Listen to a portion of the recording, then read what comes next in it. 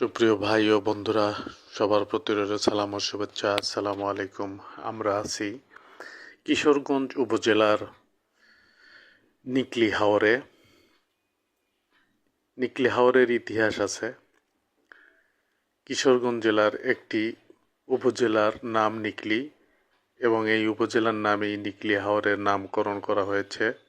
ষষ্ঠ শতকে নন্দকিশোর ব্রহ্মপুত্র নদের তীরে একটি গঞ্জ প্রতিষ্ঠিত করেন, যা কালক্রমে কিশোরগঞ্জ নামে পরিচিত হয়। নিকলি হাওর মূলত নিকলি উপজেলার হাওর, যা কিশোরগঞ্জ জেলার অন্তর্গত। নিকলি ছাড়াও এই হাওরের পরিধি পার্শ্ববর্তী মিঠামইন, অষ্টগ্রাম ও ইটনা উপজেলা পর্যন্ত বিস্তৃত। এটি রাজধানী ঢাকা থেকে ১১০ কিলোমিটার দূরে অবস্থিত। নিকলিতে আছে একাধিক আবাসিক হোটেল। পর্যটকরা এখন একাধিক দিন হাওর ভ্রমণের সুযোগ পাচ্ছে।